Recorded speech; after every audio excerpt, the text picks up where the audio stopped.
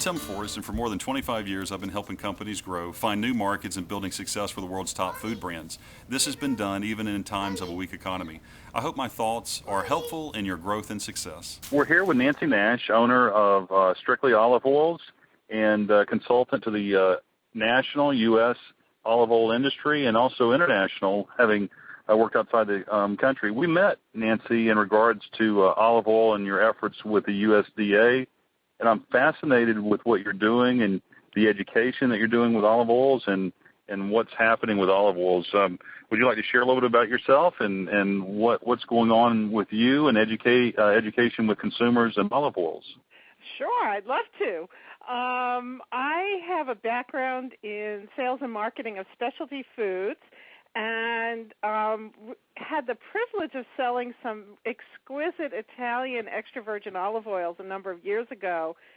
Through that, found a number of Californians who were just starting to develop their own olive oil sales plans, and was trained as a taster. Most people don't realize that there's a science and art to olive oil tasting, much like we associate with wine tasting. And in Europe, where about 75% of the world's olive oil comes from, they've developed a system for assessing olive oil based on the quality of the flavor. There are elements in olive oil called flavor defects, and the scientific term for them are negative attributes. There are a lot of reasons that these defects occur in olive oil, but if you haven't been trained to recognize them as a defect, you just may think it's a flavor that you like or you dislike. Nancy, what are the main, when you mention defects, can you share with us the basic defects of olive oil that will deteriorate the quality and drop it below extra virgin olive oil from the international standard? The most common defect that we find is rancidity. And rancidity is the oxidation of the oil. All oils eventually become rancid, and this is because of the molecular structure of the olive oil molecule. But without going back to high school science, if you leave your oil open and oxygen gets to it, if you leave it exposed to oxygen, exposed to heat, exposed to light, over time that oil will pick up an off flavor that we recognize as rancidity. If we taste an oil that's rancid, that's a defect, and that oil should not be sold as an extra virgin olive oil. Another common defect is called fusty, and fusty happens if the olive has waited too long between being harvested from the tree and being pressed into oil in the mill. And what we taste is a flavor that we identify as fusty, but that flavor comes from the fermentation of the olive because it's been sitting too long before it's pressed, and it's not a fresh olive anymore. Mm-hmm. There are other defects. They're not as common, but those are the two defects that I have recognized in a lot of oils that I buy from the super.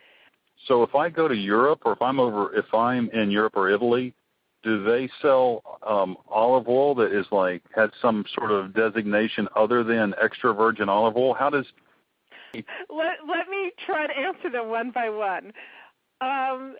If you go to Europe, the European Union and the top olive oil producing countries that are in the European Union all define extra virgin as meeting certain quality parameters. Some of these are tested in a lab by instruments, and some of them are tested by a trained taste panel. The reason that you have people tasting them for defects is that there are no scientific instruments that can actually measure these defects in any kind of reliable way. So we've had to rely on trained tasters to tell us whether oils have defects in it or not. If your oil is produced and sold in a country that is part of the European Union or part of the International Olive Council, you are required to adhere to certain standards when you label your olive oil. So that means that extra virgin means it has certain qualities to it, and it's free of flavor defects. There's also a category called virgin olive oil, and that means basically that the oil is slightly defective. May not be so defective that it bothers most people. They'll still use it the same way.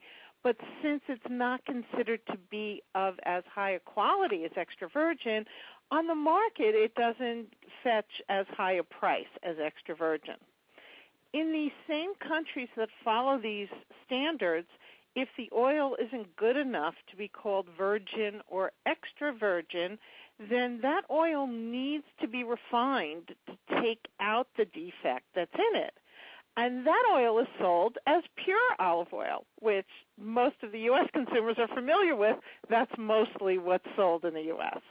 Most likely that product is different because the United States is not a member of the International Olive Council. So the standards that are set by this council are not standards that have any weight in the U.S. market. What this means is that producers in Europe can bottle as extra virgin something that meets the international standards, and they can bottle for the U.S. market an oil that does not meet these standards and still put the words extra virgin on that bottle. Right now, for the consumer to know anything, I'd say the best thing for a consumer to do is to purchase olive oil from a store that actually lets you taste the olive oil. This is true of a lot of the smaller specialty food stores around the country, but unfortunately it's not true of the chain stores where so many Americans do their shopping. The second thing that the consumer can do is look for an extra virgin certification seal that's offered from the California Olive Oil Council. Now, this is a small program because it's limited to California producers who belong to the California Olive Oil Council, but those oils are tested in a lab and tasted by trained tasters, and if the seal is on the bottle, that means that the oil is free of defects. So if I just go to the grocery store and purchase extra virgin olive oil, you think it's very likely that much of that there will be flavor defects, even though it comes from, say, Europe. It's quite possible. It is quite possible, and it's unfortunate that so much of the supermarket extra virgin olive oil should not be labeled as such according to international standards.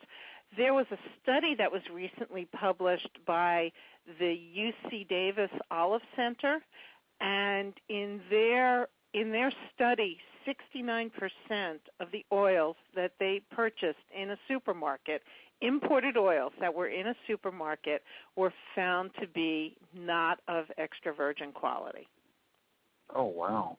That's a huge number.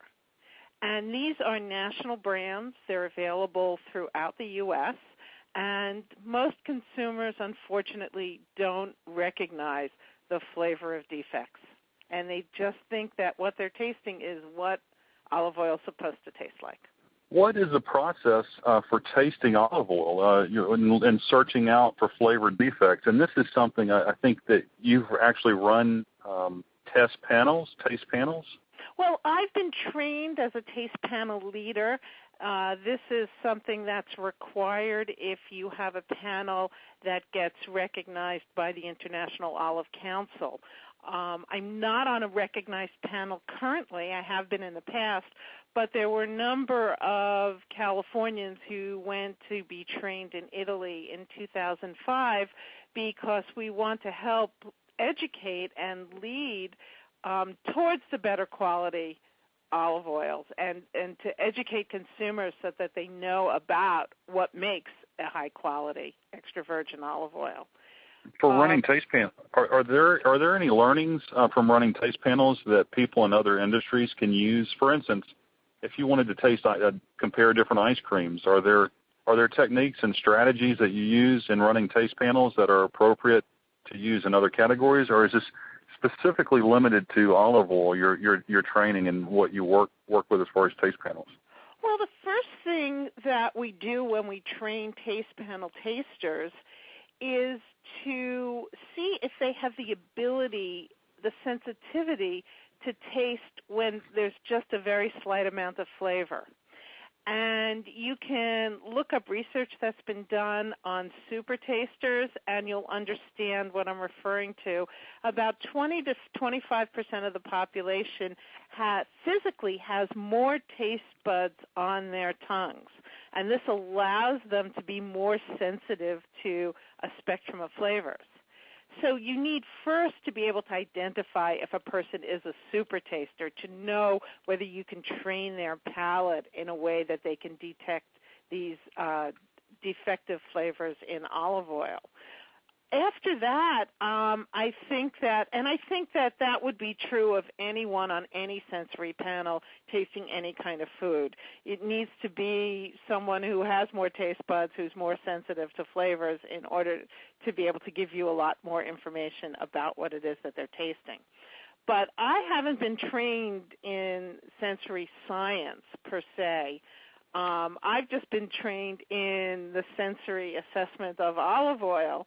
And what we do is that we take sips of olive oil from blue glasses, and in this way we're not interfering with the oil's flavor by tasting it with bread or another food. We're not looking at the color of the olive oil, which doesn't give you an indication of its flavor or its quality. So you don't want to get a preconceived idea before you taste the oil of what you think it's going to taste like if it's a certain color. And it's a controlled sensory laboratory setup that we're in order to give scientific responses to the oil as we're tasting it. Is there anything else that you'd like to share today? Any other comments about olive oil tasting and programs? I think the best way for people to learn about olive oils is to taste as many olive oils as possible. And I found that the only way you can truly compare flavors of olive oil is to taste them without food. So I've actually written articles in the past where I tell people how to set up an informal tasting at home using wine glasses, getting a few different oils, or having people bring their favorite oils to your house and tasting them side by side so that you start to notice the differences between olive oils. If you're lucky enough to have a trained taster with you, they may be able to tell you if you have a defect in front of you or not, but even without a trained taster with you, you can still notice the differences in oil when you sip them in that manner, as opposed to cooking with them, where you start to get distracted by the other ingredients that you're using. Well, thank you very much. Can you share your website and maybe any other resources you'd like to share with people that are listening right now? Well, there are lots of good resources on the Internet. My website is www.strictlyoliveoil.com. Another good source of information is the California Olive Oil Council website, and that is COOC.com. And you can also find a lot of information through the Olive Center at UCDAVIS, and you can search them online. I don't have their web address right in front of me. Well, Nancy, thank you so much for your time and information today, and we appreciate you sharing so much about olive oils and qualities of olive oil and tasting olive oil, and I hope you have a wonderful day. Thanks. It's my pleasure to share this information with everyone who's interested.